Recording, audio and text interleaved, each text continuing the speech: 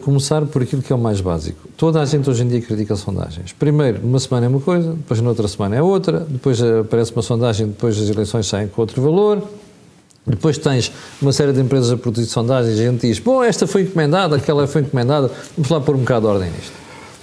Desde já, muito obrigado, é sempre um prazer vir ao canal e sigo o canal com atenção e tens feito um trabalho bastante interessante também de promoção de boa informação através destes meios que são cada vez mais necessários, que haja boa informação também aqui. Falando de sondagens, há muitas, muito variadas, mas há um conjunto de sintomas ou de indícios para os quais se deve olhar com atenção. Há várias formas de encomendar sondagens. Há sondagens que são encomendadas privadamente, quer dizer, se tu quiseres saber qual é o conhecimento do canal na sociedade portuguesa, claro, e estratificação, para orientação de algum projeto, uma parte mais comercial, é perfeitamente legítimo isso claro, ser pedido, e no contexto político é perfeitamente legítimo que as pessoas queiram saber um conjunto de informação a esse respeito. E depois há sondagens que são pedidas para divulgação por órgãos de comunicação social. Portanto, e aí fia mais fio. Pois. Melhor, devia fiar mais. Não, e fia mesmo. Ou seja, é obrigatório o depósito destas sondagens na entidade reguladora para a comunicação social. Portanto, há uma entidade reguladora das sondagens. As pessoas têm que estar informadas quando respondem aos inquéritos de por que motivo é que estão a responder a esses inquéritos, quem é que o está a fazer, com que propósito, e têm toda a liberdade de dizer que não querem responder a sondagens, portanto, embora eu não agradeço a quem responde e, portanto, mesmo que seja uma liberdade que têm e que eu tenha que compreender, prefiro obviamente as pessoas que nos respondem às sondagens, mas depois esses relatórios dessas sondagens ficam registadas, com acesso público. Qualquer pessoa pode ir ao site da ERC, da Entidade Reguladora da Comunicação Social, e descarregar os relatórios das sondagens todas. Porquê é que há uma divergência tão grande consoante as empresas que fazem sondagens? Há metodologias diferentes. Portanto, há sondagens que são feitas com várias, ou por telefone, ou presenciais. Por exemplo, nós temos feito, sobretudo depois do Covid, sondagens telefónicas, evitando haver grande contacto dos entrevistadores com as pessoas, e é uma certa forma de anonimização do contacto que se estabelece, e porque, por forma, o processo é muito mais rápido ser feito assim, dessa forma, do que presencialmente. O ICS, portanto, que faz as sondagens, por exemplo, do Expresso e da SIC, continua, o professor Pedro Magalhães continua a achar que as sondagens presenciais têm outro grau de verificabilidade e, portanto, prefere fazer dessa forma. E já agora, Camilo, porque é importante terem essa percepção. Muitas das sondagens também são feitas em painel, porque é mais barato fazer em painel, e portanto aqui tem muito a ver com qual é o acesso que temos à amostra, que tem que ser o mais representativa possível. Já agora, para que os teus espectadores tenham alguma ideia, fiquem um bocado mais especialistas nesta matéria, há formas fáceis de perceber como é que isto é feito na ficha técnica. Por exemplo, se a taxa de resposta é muito alta, a probabilidade de ser painel é muito elevada, porque são pessoas que já estão avisadas que vão ser contactadas. E, portanto, é um truque bom para as pessoas se habituarem. Já fica a conhecer um segredinho da fatura. Exatamente. Portanto, faz toda a diferença. É a primeira coisa que eu faço quando vejo sondagens da concorrência, que não sou eu que faço, é ver qual é que é a taxa de resposta para perceber que grau de conhecimento, porque eu conheço mais ou menos qual a predisposição no mercado para que nos respondam a sondagens feitas daquela maneira. Eu vou aceitar como boa a tua ideia de que, de facto, são tudo muito sério, todos os estudos são sérios. Não, agora, depois também tens dimensões dessas que eu obviamente não vou estar a comentar nem a identificar. Sim, mas não é esse o objetivo da conversa também. Não, e tens uma parte que é importante dentro dessa linha, que é o aproveitamento que é feito, o aproveito e a oportunidade das sondagens. Eu acho que aí é que há realmente uma grande diferença, é no aproveitamento, precisamente. Pronto. Mas pegando agora no caso dos Açores, que foi a última que vocês fizeram, tirando esta que fizeram na segunda-feira, divulgada a nível nacional, mas nos Açores, uma semana antes, o PS aparecia com 3 pontos percentuais à frente da Aliança Democrática. E depois chegámos a uma situação em que a Aliança Democrática acaba por ganhar as eleições com quase 5 pontos de diferença no espaço de uma semana. Como é que isto se explica? As pessoas ficam um bocado baralhadas. É normal ficarem, mas isso também revela que os açorianos... Para já, devo dizer que tenho a maior das admirações pela democracia açoriana, que eu identifico como a democracia açoriana. Além de gostar muito das ilhas, tenho... Mas eu estou a falar da democracia açoriana, nem sequer estou a falar das ilhas, nem sequer dos açorianos neste contexto, que tanto ilhas como açorianos, e se formos para elementos gastronómicos então nem se fala, são admiráveis, mas dentro das coisas muito boas, e muitas vezes eu arrogo-me a dizer melhor do que o que temos a nível nacional, de que os Açores fazem parte, e portanto, quando eu disser aqui no continente as eleições são assim, tu corrige-me, porque as eleições do continente são também nas ilhas, e portanto, quer Açores, quer Madeira, também têm isso, e é um erro que eu faço recorrentemente, dizer, nos Açores isto... Aqui a contraposição entre regionais e nacionais. Exatamente, e portanto, se eu erradamente disser as eleições do continente, estou-me a referir a eleições nacionais, aviso já o erro que é para os... Mas é normal teres esta variação numa semana? Não é fora do comum. Estamos a falar de círculos muito pequenos, onde tu consegues virar uma eleição. Chegas a um sítio e falas para 100 pessoas ou 200 e mudaste o curso da eleição. Imagina, se temos uma eleição entre nós os dois, e eu falo para 100 pessoas que iam votar em ti, tu tens menos 100 votos, eu tenho mais 100 votos. Portanto, é aqueles jogos de 6 pontos no campeonato, não é? Não é um jogo de 3 pontos, isto é um jogo de 6 pontos. E, portanto, eu consigo virar uma eleição em alguns círculos dessa forma. Isso numa dimensão. Na outra há uma dimensão que toda a gente comenta no caso das sondagens, que é a questão dos indecisos. Sim. E, portanto, na eleição açoriana ainda há bastante indeciso. E isso fez diferença na última semana? Poderá ter feito. Não excluo, isto é importante, não tinha dito ainda, mas afirmo, mas tenho dito isto bastantes vezes ao longo destes últimos dias, não excluo a possibilidade de haver erro técnico, e prometo-te uma coisa, e fica desde já a promessa feita aqui, que é outra das coisas engraçadas, é a vantagem disto ser uma universidade.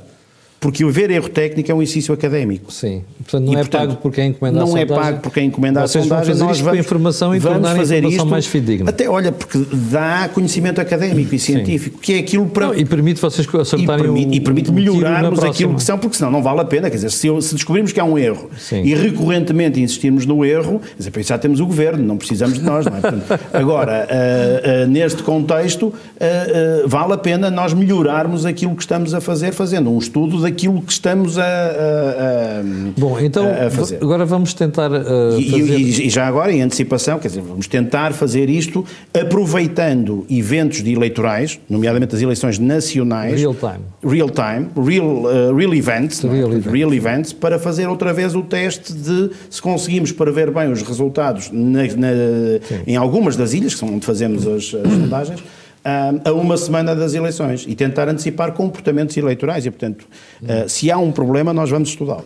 Portanto, uma das coisas que quem nos está a ver deve perceber neste momento é que é bem possível que de uma semana para outra se inverta completamente. Não completamente, mas é possível que se inverta. Mas pode fazer diferença. Pode fazer a diferença. E repara, 3 pontos para 4 pontos de vantagem é o tal jogo de 6 pontos de que estávamos a falar. É verdade. E, portanto, não é preciso eu dar-te uma goleada.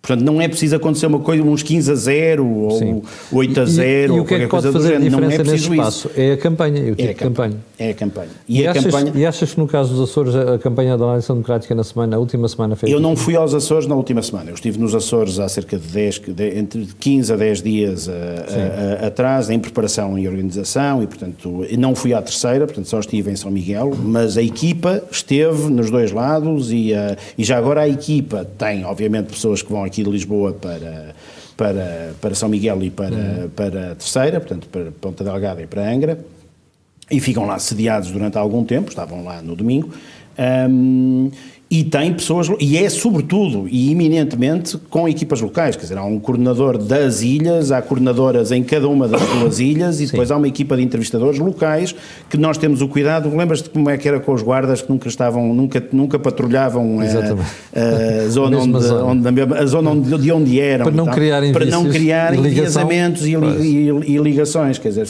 temos esse cuidado, seguimos todos os procedimentos, aquilo é razoavelmente aleatório, não sei se te posso contar uma anedota que À vontade. Ajuda sempre para as pessoas perceberem. Respeito a mim e à minha família, e peço já desde já desculpa por isto, mas nas últimas autárquicas, de uma bela quinta-feira, estava eu a trabalhar e recebi uma chamada da minha irmã a dizer: olha, respondi à tua sondagem. Eu disse: olha, fico a saber que já começaram a sondagem no Porto. A minha irmã vive no Porto, eu também, quando vivo, quando não trabalho,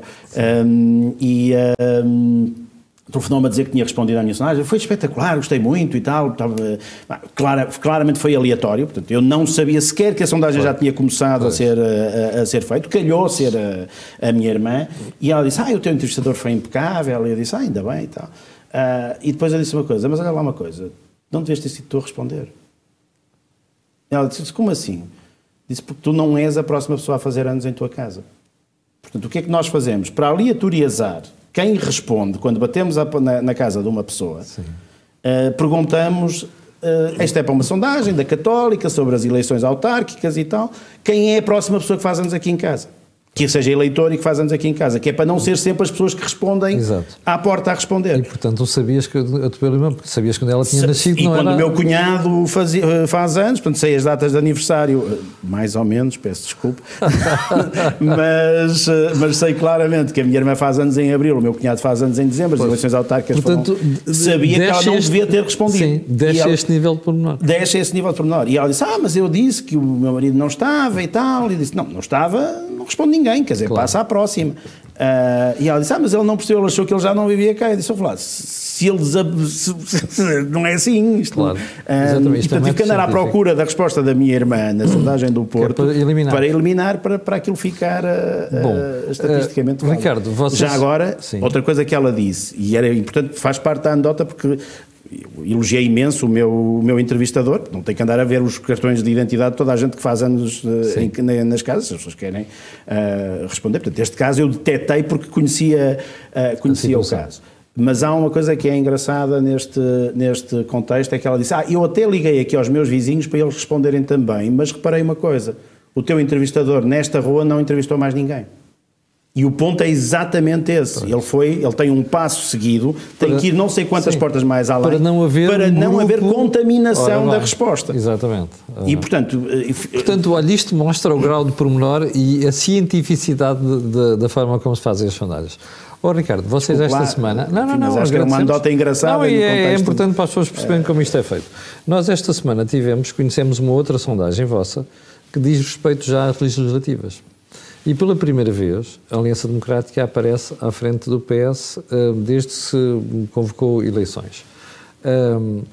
Isto é a primeira vez numa série de sondagens que já apareceram. Andas a prestar pouca atenção. Qual é? A nossa já dava, antes, a anterior já dava. A vossa já dava. Então peço desculpa porque eu estou a brincar contigo. Já dava, mas também tens razão numa coisa. Dava um empate técnico, mas ainda tinha o PSD separado do CDS. Mesmo. Dava empate. Mas dava já, e se somasse o CDS já dava uma certa vantagem. Bom, agora eu reparei que desde que a vantagem foi conhecida... Pois, exatamente, agora aumentou a vantagem. Mas já vejo uma parte da direita toda muito feliz. Aliás, começou no dia de eleição dos Açores, que se notou aquela cara de Luís Montenegro, que era completamente diferente do que vinha exibindo até aí, mas notámos que a direita se, entre aspas, chitou toda quando viu a vossa sondagem. Isto pode, apesar de tudo, mudar? Essa é outra sondagem sobre a citação da direita que nós não fizemos ainda. Não, mas está bem, mas isto pode mudar? Para já, pelo que eu acabei de dizer, não é óbvio que tenha mudado e que não fosse já uma coisa que viesse de trás. Mas sim, a esmagadora maioria das sondagens não tem dado a Aliança Democrática à frente. O que poderá ter a ver com certas metodologias também. Reconheço que pode haver alguns enviesamentos. A forma como está todos indecisos. Não, antes disso, coisas mais pitorescas do que isso. Repara, que tipo de público é que está em casa a responder a sondagens? Pessoas mais idosas. Portanto, eu sei que depois aquilo pode ser corrigido. Estão muito viradas para votar no Partido Socialista. Exatamente. Que tipo de pessoas é que não te atende o telefone, quando tu ligas de um número anónimo, que é o nosso caso, quer dizer, mais novos. Portanto, há aqui enviesamentos que são resultado da própria metodologia. Nós tentamos corrigir isso por cotas, no nosso caso por correção estatística e por ponderação estatística, e portanto é possível introduzir algum tipo de correções nesse contexto, mas é também uma prática prática que se deve fazer, que é assumir que pode haver algum tipo de enviesamento nas sondagens, que não é, no nosso caso, e não é no caso de muitos, algo que seja imperativamente imposto por alguém de fora, não é? Portanto, encomende uma sondagem que enviese isto para determinado lado. Nós tentamos corrigir isso o melhor que podemos e sabemos, mas neste contexto, aquilo que essa sondagem que tu referiste, que foi feita entre 26 de janeiro e 1 de fevereiro, por telefone... Já apanhou esta fase do escândalo na Madeira? Sim, embora penso que as buscas são de 24 e, portanto, olha, e uma das coisas engraçadas que eu pedi para verificar é se havia diferença no início da amostra para o final da amostra. E não havia. E, portanto, o andamento, o impacto que aquilo terá tido foi logo sentido e depois não se refletiu. Isso é uma informação importante para o espectador.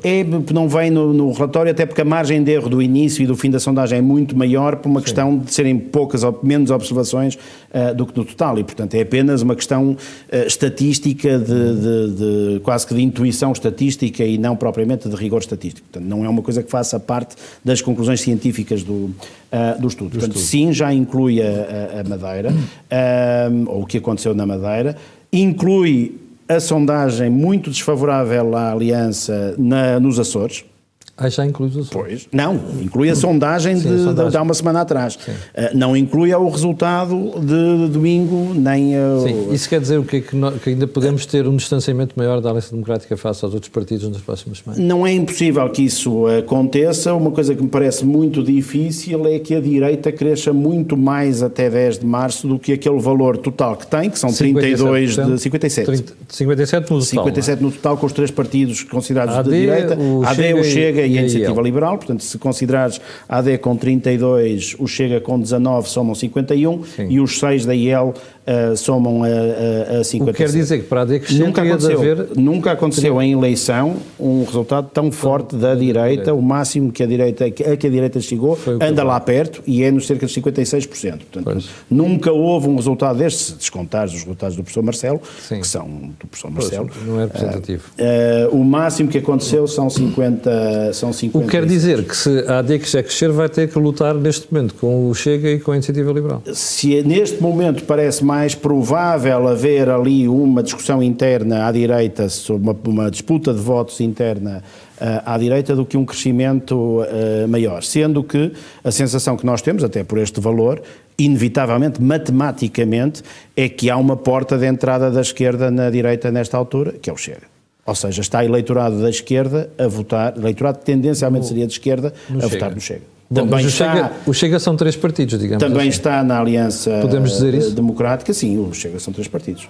São aqueles que são... São os originais, das pessoas que são muito endoutrinadas em muitas das ideias de algum racional, muitas vezes até se acha irracional quem critica aquilo de direita. Que não é bem extrema-direita pura, mas é uma direita de costumes, por exemplo, quer dizer, que se afirma... E depois tens as pessoas que odeiam a esquerda? E depois tens as pessoas que, por resistência à esquerda, estão a apoiar o Chega. E depois tens os protestantes. E depois tens as pessoas que têm alguma admiração pela figura do André Ventura, que se deixam mobilizar pelo André Ventura, ou que estão a ser mobilizados pelo André Ventura, que é uma personagem que resulta muito bem em campanha eleitoral. E que tem faro político. Portanto, será muito difícil na disputa da direita a AD ou a IEL irem buscar algum do core dos tais do grupo original. Mas nos outros segmentos mas nos outros não é impossível que assim seja. E já agora, esta insatisfação, este grupo do meio de insatisfação com a esquerda também tem muita insatisfação com a corrupção. Sim. E com o estado das... E é isto que tem estado a insuflar o Chega. E é isso que tem estado a insuflar o Chega. Portanto, eu, por exemplo, eu sempre pensei que o Chega teria 16 a 7% e neste momento começamos a ver que pode chegar aos 20%. Não, houve uma altura em que eu também tinha exatamente essa opinião, mas cada vez que há um escândalo destes de corrupção, o Chega vai acrescentando valores, porque é normal que quem sempre disse que isto estava a acontecer tenha razão quando isto acontece. Sim. Quer dizer, se eu dissesse que vai cair um meteorito e toda a gente acha que eu sou maluco e depois cai um meteorito, de repente tenho razão, não é? Portanto, Ricardo, os debates podem fazer diferença nas intenções de voto? Espero que sim, senão estamos a perder tempo com eles, não é? Mas é que há quem diga que não, que a diferença é pequena. Eu acho que, repara, e é uma coisa importante também em relação a estas sondagens todas, nós temos sempre esta ideia de que isto é um jogo de transferência entre partidos. Sim. Muito disto não é. Parece, mas não é. Ou seja, tu tens 4 coisas em pensar quando nós os dois estamos em disputa, que é a malta que vai votar em ti, a malta que votaria em ti mas fica em casa, e o reverso para mim, que constituem 4 grupos. Mas, se tu estás em alta e consegues convencer uma data de gente, da malta que fica em casa e que votaria em ti vão aparecer para votar. E a malta que votaria em mim vai ficar em casa.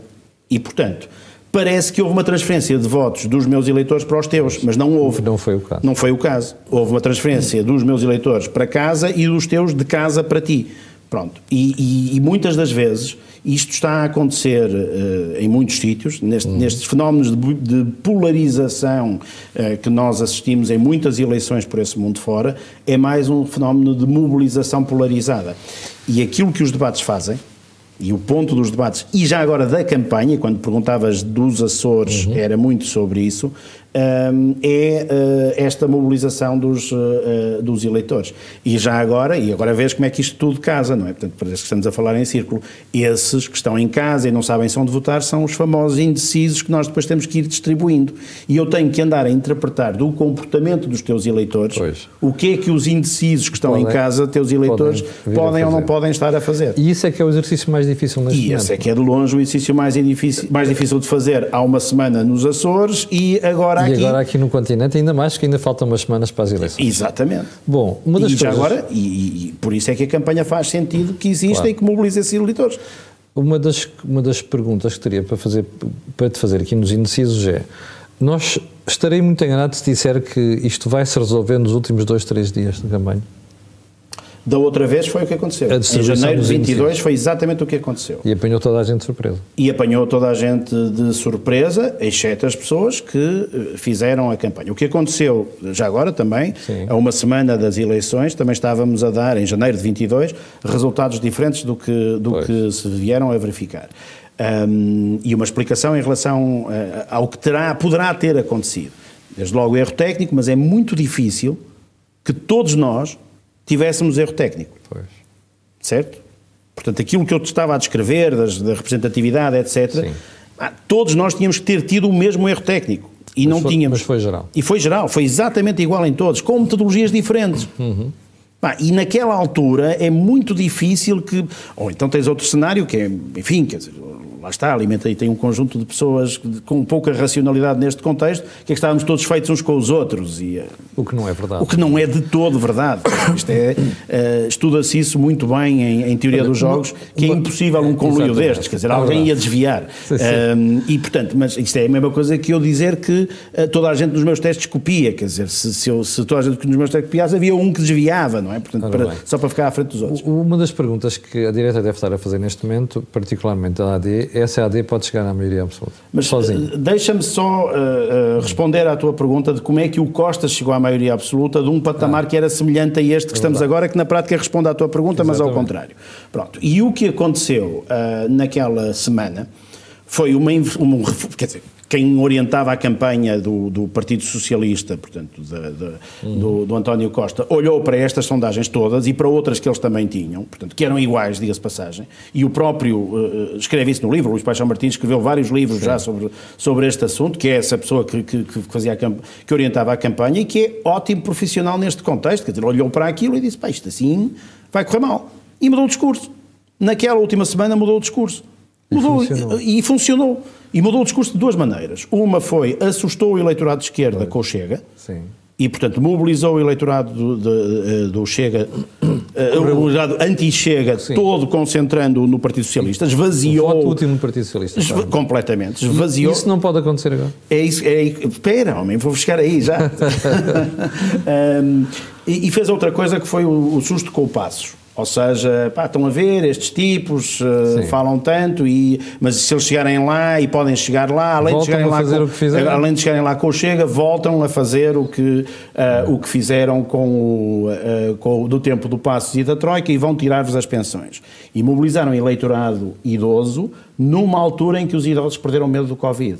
Portanto, vieram votar. Depois há um terceiro fator que é, enfim, alguma inexperiência, ou desacerto do lado do PSD, com o Rui Rio a dizer que o PS tem que ser humilde e aceitar a derrota naquela semana e, portanto, o que é que isso fez aos eleitores do PSD? Desmobilizou-os. Já está ganho e este gajo nem é assim uma coisa tão forte quanto isso e, portanto, eu até vou ficar em casa. E, portanto, lá está, estás a ver, é um jogo de 6 pontos, não é? Portanto, puxou, e tu não precisas de conquistar 40% numa semana. Sim. Porque já tinhas 30 e quantos Ricardo, eu como observador da realidade social, que não percebo nada de sondagens, olho para a situação agora e digo assim, bom, parece que desta vez o discurso do papão Chega já não está a funcionar. Pois, o ponto é esse. É que, naquela altura, funcionava. O PS tinha uma margem dos partidos de esquerda suficientemente grande para ir, eu vou usar um termo que é feio, canibalizar, não é? Sim. Portanto, mas agora não há, porque os partidos estão reduzidos à mínima dimensão. Exatamente, estão reduzidos já à sua mínima dimensão. Daí os 57% da direita. Portanto, se o PS quiser fazer um discurso desses, tem que ser virado para os 57%. Pois, o que não resulta com o susto ao Chega. O susto ao Chega. Não resulta.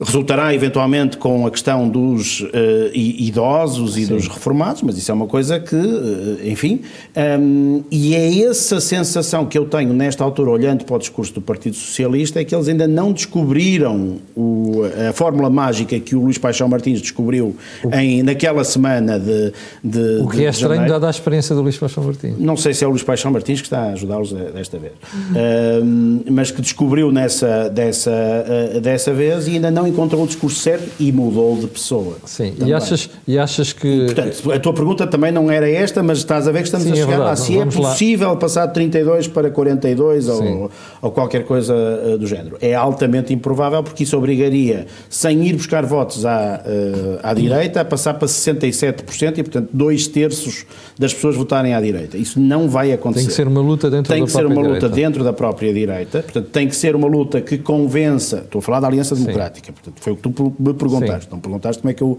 faria o Chega a crescer, mas como eu faria, como é que a Aliança Democrática pode chegar à maioria. Terá que abordar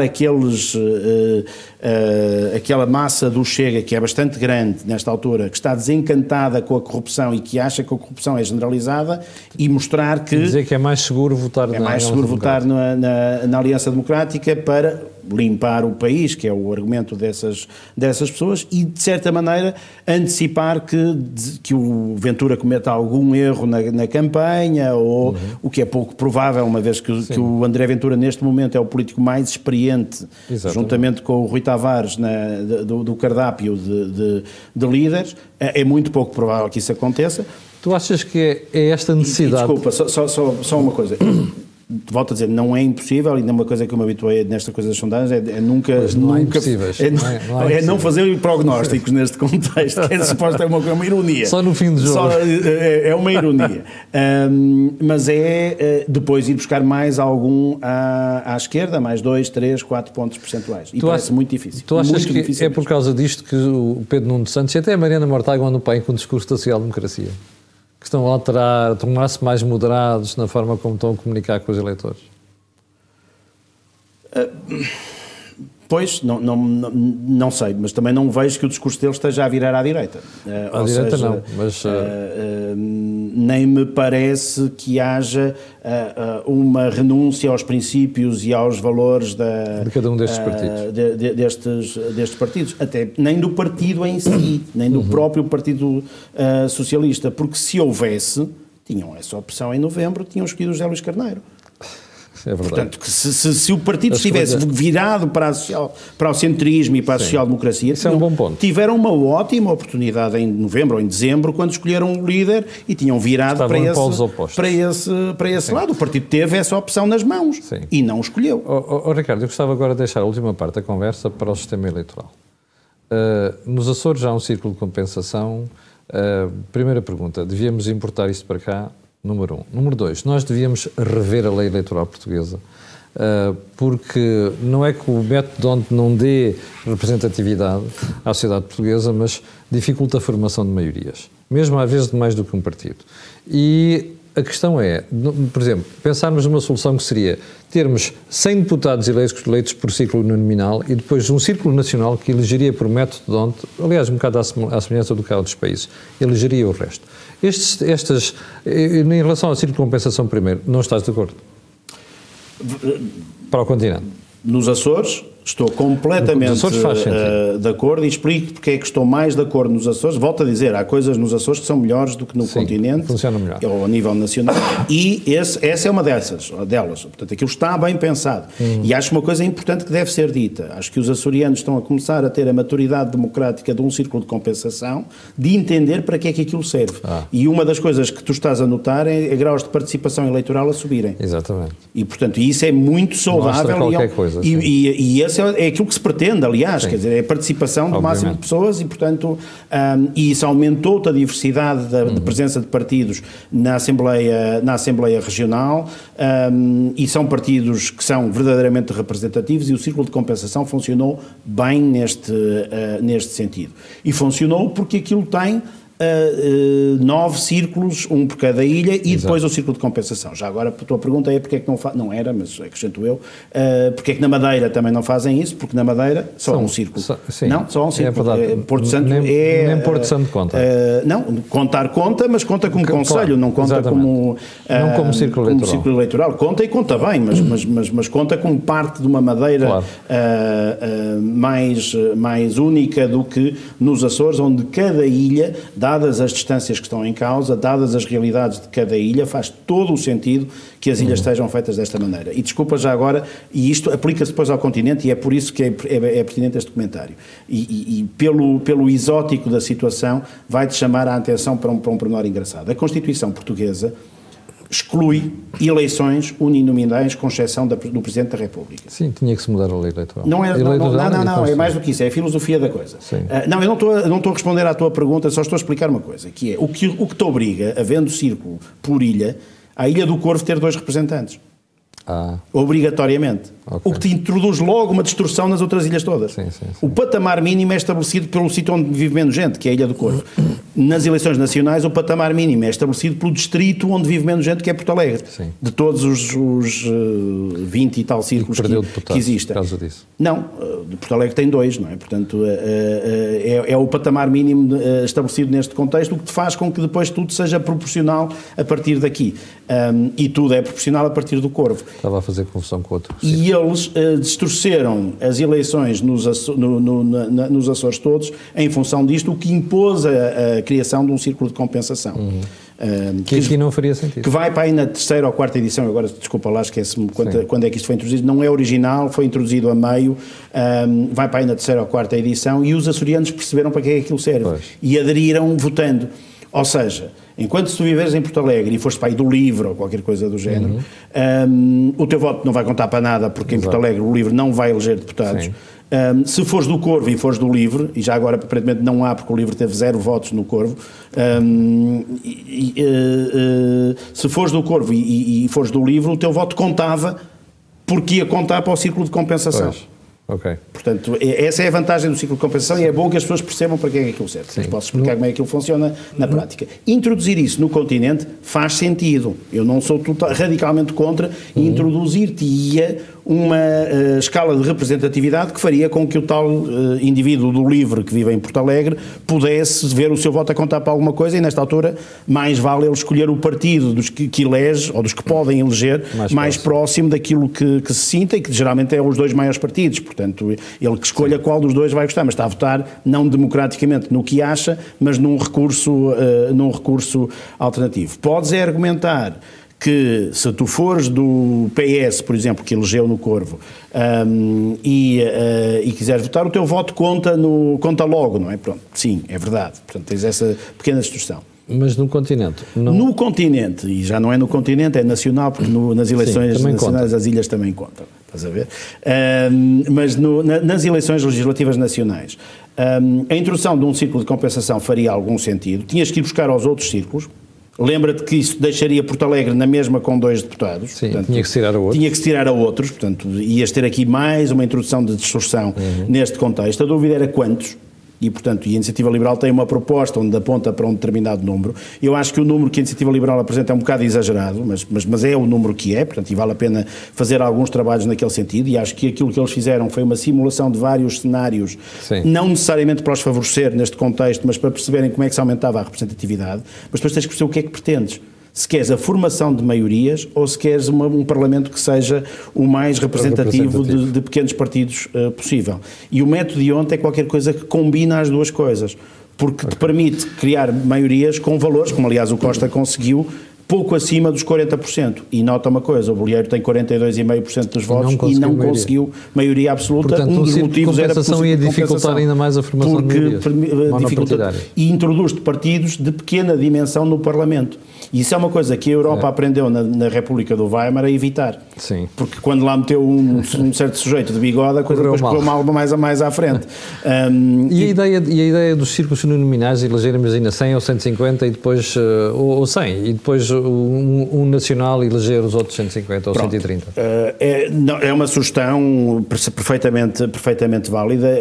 Quem a sugere geralmente tem o círculo nacional a compensar-te um dos grandes defeitos que têm os círculos uninominais, que é a mesma coisa dos presidentes da Câmara no contexto nacional, que já agora não são uninominais, mas são listas e geralmente acabam por ser cada vez mais, se pensa no presidente da Câmara. E, portanto, portanto, para chamar a atenção que aquilo que eu disse ao bocado da Constituição proibir círculos uninominais aplica-se também às autarquias. Agora, corres o risco de ter aquilo que acontece na Inglaterra, que é partidos com imensa representatividade popular não terem representantes na Câmara dos Comuns. Por exemplo, chamo-te a atenção que o Chega não tem uma única Câmara Municipal. E, portanto, corríamos o risco do Chega não conseguir eleger rigorosamente ninguém para o Parlamento e ser uma força com uma expressão de 8, 9, 10% como o que tens. O que é que se introduz? O tal círculo nacional à maneira das eleições europeias, por exemplo, que é um círculo nacional, para compensação, e aí o Chega elegeria nesse contexto. Faz algum sentido, mas cria-te grandes distorções de quem é que estás a eleger para o Parlamento. E cria-te, na prática, 2 câmaras. Portanto, uma espécie de bicameralismo. Portanto, na prática tinhas os senadores e tinhas congressistas. Portanto, e acabavas por ter, mesmo que lhes chamasse a todos deputados havia os de primeira e os de segunda que faziam-te uma diferença lá dentro. Ricardo, só para terminar. Mas se quiseres a minha sugestão, a minha sugestão é alargares os círculos. Tu estás neste momento a usar para efeitos das eleições, unicamente para efeitos das eleições, distritos. E o distrito não existe na estrutura orgânica nacional para mais praticamente nada. Portanto, nesta altura. Criavas era uma região. E eu criava os deputados por região. Círculos em lista, como existe nesta altura. Mas depois não corrias o risco das pessoas dizerem assim, já viste, imagina a Zona Norte que era o Porto e depois o pessoal dizia, então mas onde é que está o meu deputado, que é eleito, por exemplo, por Bragança? Onde é que está o teu deputado de Bragança, se fores tipo do Vimioso, que é ou de uma freguesia qualquer, a reação é a mesma. O que tu tens é uma falta de identidade regional, apesar de tudo, nesta altura. E continuas a ter mais identidade distrital do que regional. E isso caberia depois aos partidos em terem listas que respondessem a essas necessidades regionais. E em Portugal continental tens isso num sítio apenas, que é o Algarve. Tu no Algarve já tens isso. Pois. Porque a região e o distrito correspondem a uma coisa. A identidade regional do Algarve é impressionante. É verdade. E passa-nos muito aqui, já agora não é no continente, porque aquilo também está no continente, mas aqui em Lisboa ou no norte do país, olhamos para o Algarve de uma forma muito costeira, muito litoral, e esquecemos que a região do Algarve tem já uma identidade regional. Ricardo, para terminar, o que está a perspectivar neste momento é tornar a vida difícil para os pequenos partidos na próxima eleição? Ou seja, os pequenos partidos vão ter muita dificuldade em ter grupos parlamentares significativos? define pequenos partidos. Não é? Bom, eu estou a pensar, por exemplo, no PCP neste momento, no Bloco de Esquerda... Mas isso é um problema... Ora bem, vamos lá ver uma coisa. Esses pequenos partidos de que estás a falar têm tido percursos próprios. Estás a falar dos pequenos partidos de esquerda, né? Pequenos, enfim, quer dizer, estás a falar dos partidos de esquerda que não o Partido Socialista. O PCP nós temos vindo a notar um declínio demográfico preocupantíssimo em relação e que se mantém em todas as sondagens. Eu acho que só eles é que não percebem. Nesta última eleição, eles foram ultrapassados pelo LIVRE. Depois, em relação ao Bloco de Esquerda, sofreram recentemente uma mudança de liderança e ainda estão num processo de ajustamento de liderança, que aliás acontece com a Iniciativa Liberal. Não se consegue perceber se funciona ou não. É normal haver este período de transformação de lideranças, que nesse sentido, devo-te dizer que quase todos os partidos foram afetados, obviamente menos os dois que não mudaram de líder, que é o Chega e o LIVRE, e o próprio PSD, que já tinha mudado de líder há mais tempo, e portanto muito do desgaste de aceitação de Montenegro já estava ultrapassado, e o desgaste que assistíamos nos últimos meses já não era disso, já era de outros fenómenos, e agora esta recuperação pode vir mudar e inverter essa tendência. Mas, portanto, quer o próprio PS, com o Pedro Nuno Santos, quer a Iniciativa Liberal, com o Rui Rocha, mas do lado esquerdo, o Raimundo, a Mariana e mesmo a Inês Sousa Real, como aliás se está a notar com a saída do André Silva do partido, estão em fase de crescimento das suas lideranças, com muito pouco tempo para se acomodarem. Nesse sentido, o Presidente Marcelo até foi muito simpático, muito generoso para com o Partido Socialista, a dar este tempo todo, que, como se percebeu pelos Açores, as eleições nacionais podiam perfeitamente ter sido no fim de semana passado, porque o Governo Regional dos Açores demitiu-se depois do Governo Nacional e as eleições já foram, e as nossas ainda estão por ser. Também não houve mudança de líderes e, portanto, isso explica porque é que se pode acelerar, mas lá está a tal generosidade do Presidente Marcelo de ter esticado o prazo. Chamo-te a atenção que, por exemplo, o LIVRE não baixou. Portanto, a tua dificuldade a tua tese da dificuldade dos pequenos partidos de esquerda não é verdade, por exemplo, para o LIVRE. E não baixou porquê? Manteve o líder, um discurso muito sólido, sólido e igual, portanto, mas é um discurso muito sólido. Olha, um dos debates que eu estou mais curioso para ver são os do Rui Tavares, porque o discurso dele é bastante sólido e tem sido bastante sólido ao longo dos últimos anos e repete muito do que já disse em 22, que não foi assim há tanto tempo quanto isso, e subiu, e vem subindo nas sondagens. E se houver mais erosão à esquerda, se não houver voto útil à esquerda, a tendência para o LIVRE subir e o próprio Bloco de Esquerda subirem é bastante grande. E, portanto, acho que tem muito mais a ver com estas dimensões ocasionais dos partidos e, no caso do PCP, uma dimensão mais preocupante, de longo prazo, que nós já vínhamos assistindo há algum tempo. E, enfim, o secretário-geral Raimundo precisaria de mais tempo. Acho que muitos dos partidos precisavam de mais tempo, precisavam ainda de mais generosidade do Presidente Marcelo em termos de tempo. O país mas a democracia tem de funcionar e o país tem de funcionar, obviamente. Ricardo, quero-te agradecer esta conversa, foi muito elucidativa, mas agora fica feito já o convite para depois das próximas eleições voltarmos aqui a conversar. Terei todo o gosto.